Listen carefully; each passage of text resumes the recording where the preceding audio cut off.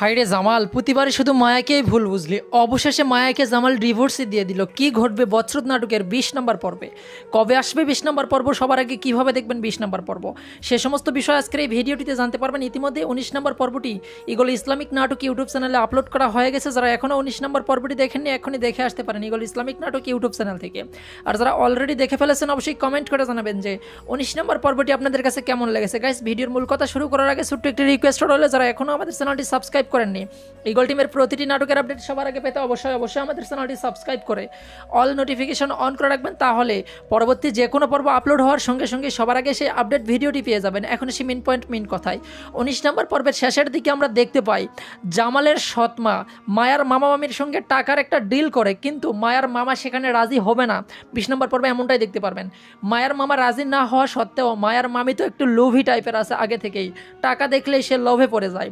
এই লোভে পড়েই মায়ের মামি কিন্তু ডিলটা কমপ্লিট করবে এই জামালের সৎ মায়ের সঙ্গে। ডিলটা এমন হবে যে কোনো মূল্যে মায়াকে বোঝাতে হবে যে মায়া আর জামালের সঙ্গে থাকতে চায় না, এমনটাই বলবে জামালের কাছে। কারণ জামালের সৎমা চাচ্ছে যে কোনো মূল্যে মায়াকে বাড়ি থেকে বের করে দিতে হবে, কিন্তু সেইটা যেন মায়ার দোষেই মায়া বেরিয়ে যায়, মায়া নিজেই যেন বেরিয়ে যায়, তাকে যেন কোনো কিছু করতে হয় না। মেন কথা, সাপও মরবে লাঠিও ভাঙবে না, এমনটাই চাচ্ছে জামালের সৎমা। কিন্তু এই গর্ধব জামাল কিছুটাই বুঝতে পারতেছে না, প্রতিনিয়তই মায়াকেই ভুল বুঝতেছে। এত দেখার পরেও কেন জামাল অন্ধের মতো বিশ্বাস করতেছে তার সৎমাকে? এমনকি মরিয়ম এবং সৎমা কি কি কুকর্ম করেছে সব কিছু তো জামাল জানে। তারপরেও শুধুমাত্র একটি অ্যাক্সিডেন্টের কারণেই সব কিছু তোলপাড় হয়ে গেল, কান ভারী করে দিল এই জামালের। অবশেষে জামালের সঙ্গে যেই সুখে থাকার স্বপ্ন দেখেছিল মায়া, সেই স্বপ্ন কিন্তু চুরমার হয়ে গেল। 20 নম্বর পর্বে আপনারা দেখতে পারবেন যে কোনোভাবে মায়াকে ফোর্স করা হবে যে তুমি যদি ডিভোর্স না দাও জামালকে, তোমার মামা মামিকে বাঁচানো যাবে না, অথবা তোমার মামা মামি খুব বিপদে আছে, এখনই তুমি বাড়িতে চলে যাও, এমন কিছু বলেই মায়াকে তাড়িয়ে দেওয়া হবে। এমনকি মায়াকে ঘরবন্দি করে রাখা হবে। মায়ার মামা বিষয়টা কিছুটাই জানতে পারবে না, মায়ার মামাকেও গোপনে রাখা হবে। মায়া মনে করবে হয়তো তার মামা পৃথিবীর মায়া ত্যাগ করে চলে গেছে, অন্যদিকে তার মামি সব মাস্টার মাইন্ড সব কিছু চাল দিবে।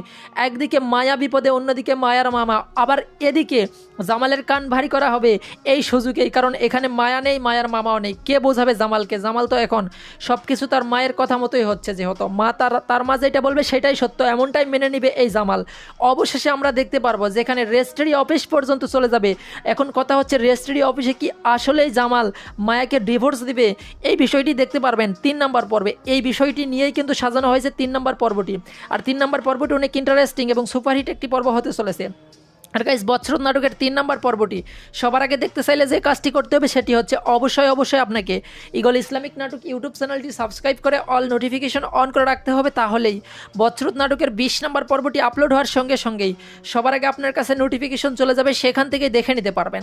আর গাইস, বজ্রত নাটকের 20 নম্বর পর্বটি আপলোড করা হবে আগামী মঙ্গলবার দুপুর 3টায় শুধুমাত্র ইগল ইসলামিক নাটক ইউটিউব চ্যানেলে। চোখ রাখুন আগামী মঙ্গলবার দুপুর 3টায় ইগল ইসলামিক নাটক ইউটিউব চ্যানেলে।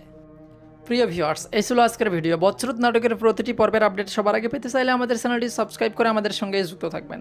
যারা অলরেডি সাবস্ক্রাইব করছেন তাদেরকে অসংখ্য ধন্যবাদ। আর আমাদের এই চ্যানেলে বজ্রত নাটক সহ ইগল টিমের প্রতিটি নাটকের আপডেট সবার আগে আমরা দেওয়ার চেষ্টা করি। সবাই ভালো থাকবেন, সুস্থ থাকবেন, অন্যায় হতে বিরত থাকবেন, সবসময় বড়দের সম্মান করবেন, ছোটদের স্নেহ করবেন। ধন্যবাদ সবাইকে।